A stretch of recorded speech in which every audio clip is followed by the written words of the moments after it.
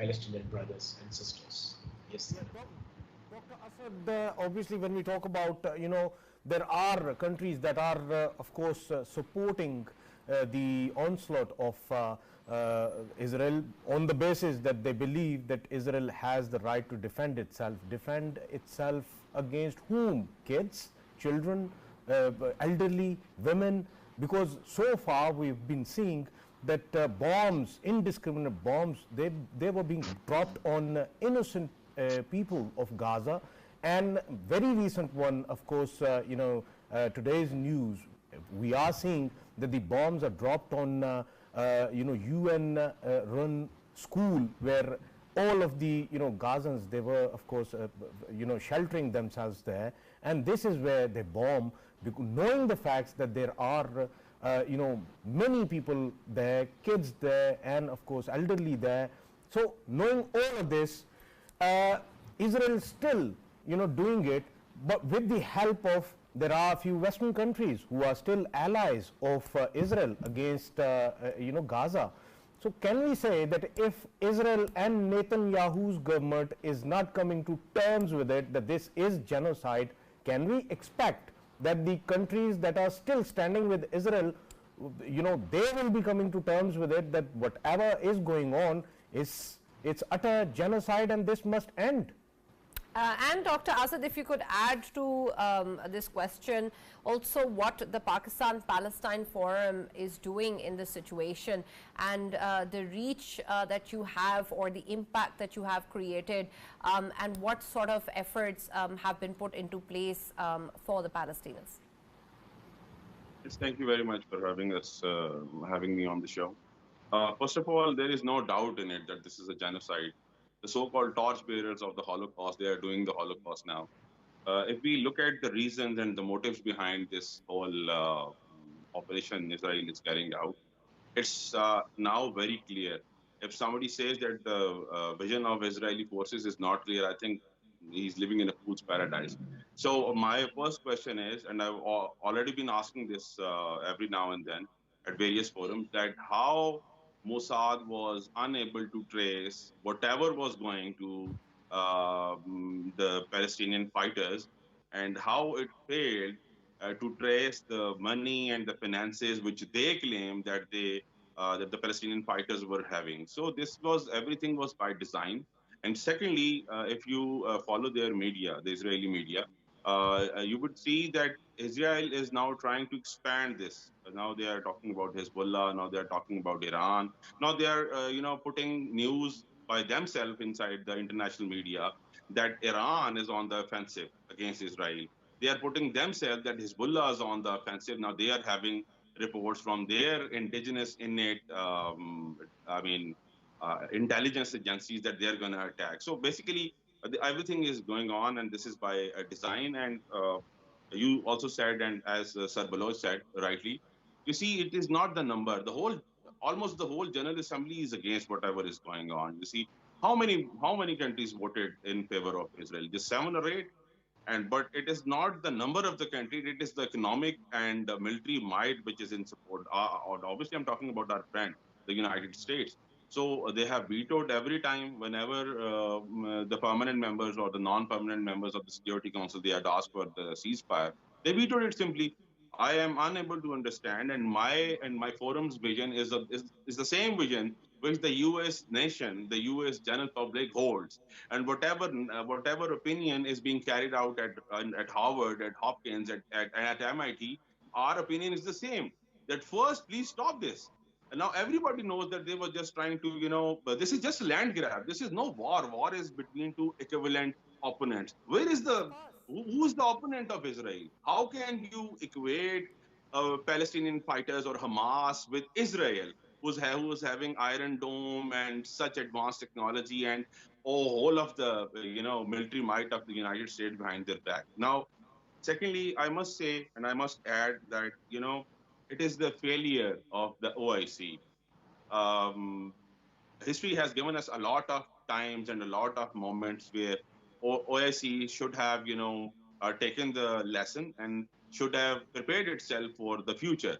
Now, talking about this future in which we are at the current time, they never prepared themselves. So apart from few countries like Saudi and the UAE and Qatar, they are trying. And just look at the other countries what they are doing. So the general public is protesting. They are trying to send aid. They're trying to send their doctors. Like us, our forum, but we have been trying. I cannot explain in detail on this platform, but we have been trying to send aid in various forms, like in medical facilities, like in medical human resource and other things. What the United Nations Charter allowed us, we were trying to do that. But having said that, there was a time in the initial setting when we were not allowed to cross the border of the Egypt. And in the initial time of when this so-called brutality started from one side only, initially our brotherly country, they were not allowing us visas to go there and serve our brethren in misery. And then when they allowed, we were stopped at their Israeli border. So I was telling this from the very start that this is just about the coastline, because there are now the whole international media is flooded with information. Everyone can just simply get to know that it was about the coast, and because it holds oil. And then there are some certain trace minerals which are in the belt of the Gaza land. So they will kill everyone. Make no mistake, they don't consider the Palestinians human even. And I must say to the whole, my appeal to the whole world is that when you make an appeal, you make an appeal to a sane brain, to human beings who have some aura of humanity left in them. Israel has no humanity in them. They don't consider, apart from them, they don't consider others human. Whatever they have to do, they will do it, unless the veto states they do something about it. Because frankly, uh, Israel is trying to initiate a world war here now. What they are trying to do, they're just trying to grab Israel and Lebanon inside their so-called staged drama. Because we are of a firm opinion that they did this on purpose. And where are those videos of beheaded children of Israel? And we are still so much time has passed. We are unable to see those videos. Who did this? They claim the Palestinian did it. We are unable to see it, but we are seeing we are seeing our children burned alive, our sisters burned alive, shattered in pieces. People walking on the land, and the drone comes and it destroys it into bits and pieces. This is something which is far from humanity. These people are not human, I must say. Absolutely. And Dr. Asad, regarding the Pakistan-Palestine Forum and the efforts, if you could shed some light on that, please. Yes, you see, we have met with various ambassadors of our Muslim countries who are part of the OIC, and what we could have done, we have done that, and we are still trying, to gather aid and to send them via, legal channels, possible channels. Sometimes there is resistance at one place, and then there is ease at some other place. So we take I cannot go in that detail, but we take help, and then we have to send aid. Especially we are working in collaboration with Doctors Without Borders. And I'm telling you, recently a friend of ours told us, and we have received a video. If I can share that. Uh, he was amputating the leg of a young girl without anesthesia. I mean, just look what is going on. This seems like the time of Hitler, when they used to capture the Jews. We say that Holocaust was not a good thing, but they are doing the same thing now. Like Hitler, they used to capture the Jews. That they used to take them into their laboratories. They used to do their experiments on them of various drugs, new surgical techniques. They used to torture them in various gas chambers and various gases. Now, what are these people doing? Throwing phosphorus and newly designed weapons on them. I mean, this is so brutal. Absolutely, absolutely, I understand that. And Faisal, when we of course take a look at the situation, we've been highlighting the suffering, unfortunately, for the past 8 months, because it has continued so far, and of course it has continued longer, much longer as well. And so we want to of course end this as immediately as possible. But while we take a look at the way things have been evolving and the way different mechanisms have failed to actually end the suffering, I want your perspective also in terms of what next and what sort of impact or efforts can be created to actually make a difference, especially when we talk about political leaders like the OIC, as Dr. Asad mentioned, or even other countries or the international community in general, to exert influence and to make sure that there are steps taken in the right direction. Where do you think there is a possibility of hope? Yes, Sana, it's a very good question. First of all, earlier Dr. Asad was mentioning about how they are actually, they were the ones who suffered at the hands of Hitler and Nazis, and now they are the ones who are doing it. To me, I would just add in that they have turned the whole Gaza into Auschwitz, and right now whatever is happening in Gaza, it is no less than Auschwitz. Whatever happened in Auschwitz, it is actually happening in Gaza, and this must be stopped. Now coming to the question, it's a very good question. Why I say this? Because there are powerful countries that are still siding with Netanyahu and Israel, only on the basis of what?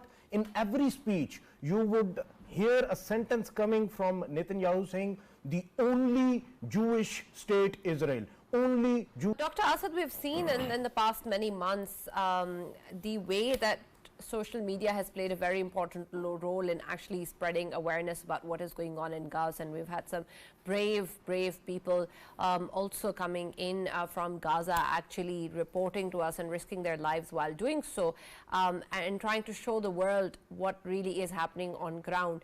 And I want your perspective on the power that you think this has when we talk about the world actually being able to see it with their own eyes. Unfortunately, as I say, it's a genocide that we're seeing live. But when we talk about the way that it's important to keep it in front of people's eyes so that they don't forget in a world where the next moment the story is old, I want your perspective in what can be done in order to make sure that it's always alive, it's always urgent, it's always a priority, and especially with efforts in Pakistan also with regards to protests being carried out, or this voice being raised, or people realizing what's going on and making sure their voice is heard.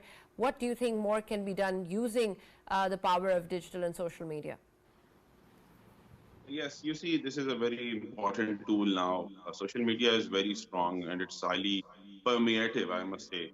And but unfortunately, these are software technologies, and there are tools inside. And I can give you a simple example. If after this show ends, you just open your YouTube and you write something about, just write latest about Gaza war, and you're going to see that the 50 to 100 tabs it's going to open YouTube, it will be from the Israeli media. So what would you do about that? So unless I'm from, I'm from this brotherly country to Palestine, and I have a love in my heart for them, and right love, I mean logical love. We are not just loving them that they are just Muslims, so we are Muslim, we are going to love them. No, they are on the right point in history. They were and they are, and inshallah they will be every time. I must tell you one thing. We all know that Qadi Azam never liked the situation of this state, so he was of a particular opinion. We all know that. There's no need to go into that detail. As far as the Ottoman Empire was there, the Masons they tried very hard to somehow buy lands in Palestine and somehow be there. So from the time of our second caliph, Hazrat Umar Raziallah, and up till the Ottomans, especially the second last king of the Ottomans, they were not allowed, the Jews were not allowed to buy a land over there. They were given all the rights. But then when the World War ended and the UK, passed their declaration, and basically it was the United Kingdom which, started everything. Now I think they should take the lead role and they should tell them, okay, we won the war, we decided something, and we think that this is something which was created out of a fault. So now we are here to mandate, and let's sit together and amend it. So my one point is this: UK must take a lead role, and they should talk to America, because unless American establishment, unless it backs off from Israel brutality, this war is not going to stop, because they just want to grab the whole land of Gaza. They just want to kill everyone. They want to get the oil out. They want to, install their rigs at the earliest. They're already made contracts with the oil companies. This is all on the international media. So they're killing everyone. They don't care. They're going to kill everyone in UN designated camps, and they're going to say, oh, it was just a mistake. This is what is going on. I mean, this is not humane. These people are not human. Secondly, you were talking about social media, and one of those things which social media led to economic boycott, especially in the Muslim countries. As far as our being a layman or an ordinary citizen are concerned, we did our our part. But we don't know, for example, for instance, in Pakistan, we can try to mark and tag those companies which, directly or indirectly were operating from Israel, and we boycotted them. And those groups, I'm not going to take those names, obviously, and now their economy has been destroyed. One of the biggest joints in the economic sector, in the corporate sector, now it's going to be sold in America, and the American party is going to buy the Israeli product. So just in order to save them. Secondly, who is stopping the United Nations peacekeeping forces to put their boots on ground? Who is stopping them?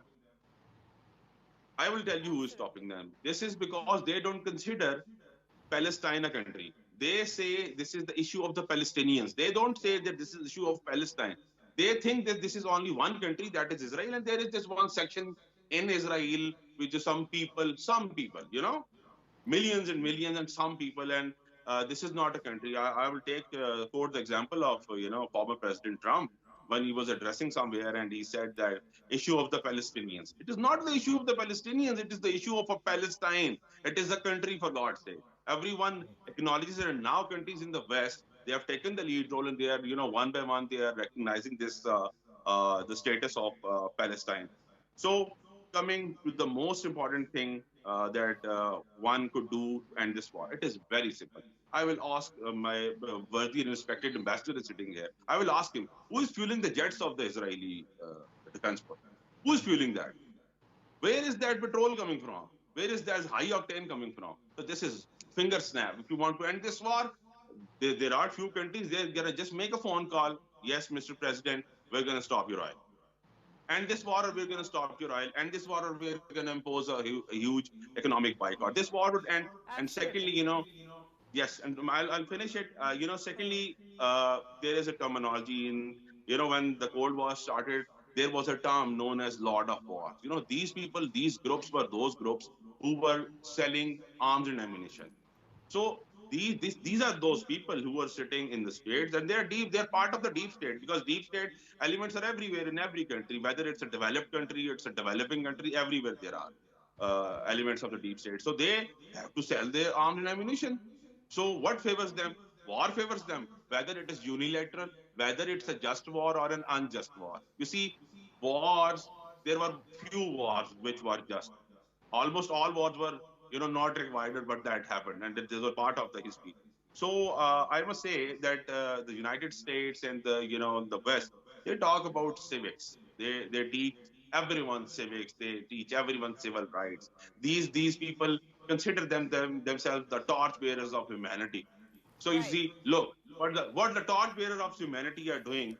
So they have purposely, the Israelis, they have purposely divided the Palestinian first. Just look at them. Just follow my point, if you what I'm trying to say. And now they orchestrated this whole thing, and this has led to killings of innocent people. Absolutely, and we totally understand that sentiment, and you're right. Unfortunately, it is so tragic and unfortunate that if people really wanted to end this, they could do it very soon. But thank you very much, Dr. Asad, for joining us in the discussion, and we hope that the world understands that no one is free